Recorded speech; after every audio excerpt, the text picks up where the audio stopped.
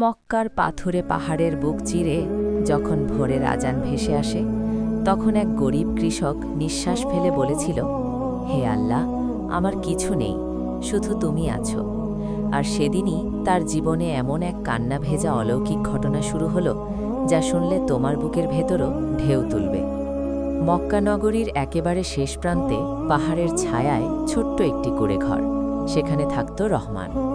নামটা যেমন সুন্দর, জীবনটা ছিল ঠিক তার উল্টো। দারিদ্র্যে ভরা, কষ্টে মোড়া, তবুও বিশ্বাসে অটল। রহমানের বয়স তখন ৩০ ছুঁই ছুঁই। মা নেই, বাবা নেই, স্ত্রী নেই, সন্তান নেই। তার পুরো পৃথিবী ছিল এক মুঠো মাটি আর এক আকাশ বিশ্বাস।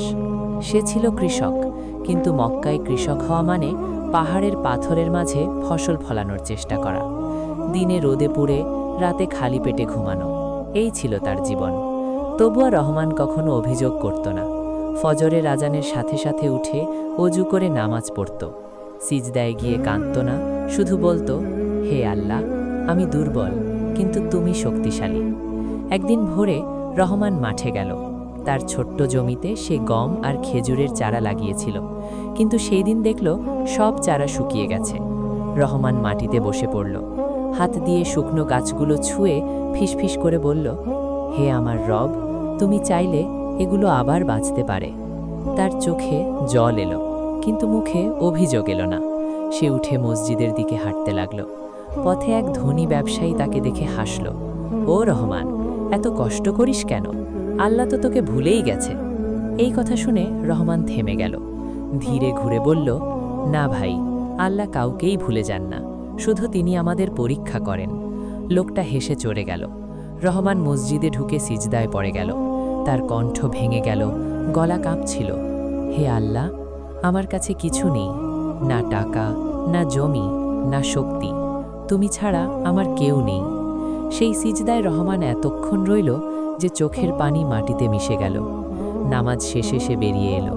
মনে শান্তি ছিল, কিন্তু পেটে ক্ষুধা। সে আবার মাঠে ফিরল। হঠাৎ দূরে পাহাড়ের কাছে সে একটা লোককে পড়ে থাকতে দেখল। রহমান দৌড়ে গেল। লোকটা ছিল বয়স্ক, অসুস্থ, মুখে পানি নেই, চোখ আধ খোলা। রহমান তাকে কোলে তুলে বলল, চাচা, চাচা, কথা বলুন। লোকটা ফিসফিস করে বলল, পানি।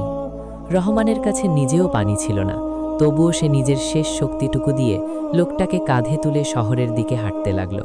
রাস্তায় সবাই তাকাচ্ছিল, কিন্তু কেউ সাহায্য করছিল না। এক দোকানের সামনে গিয়ে রহমান থামল, বলল, ভাই, একটু পানি দেবেন? দোকানি বলল, পয়সা আছে? রহমান মাথা নিচু করে বলল, না।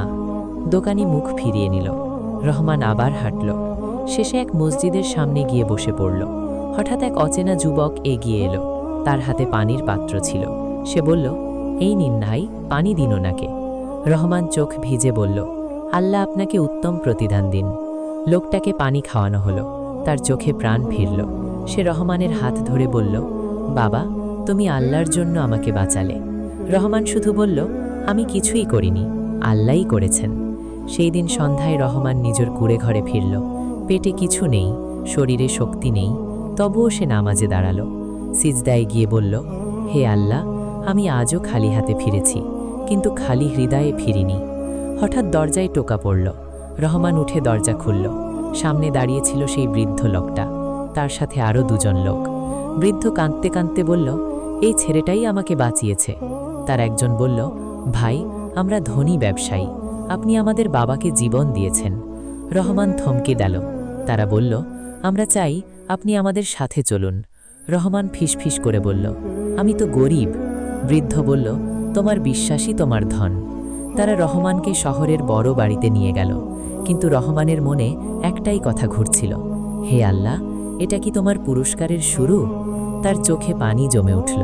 আমি গরিব ছিলাম, কিন্তু আমি আল্লাহকে ছাড়িনি, আর আল্লাহ আমাকে কখনো ছাড়েননি।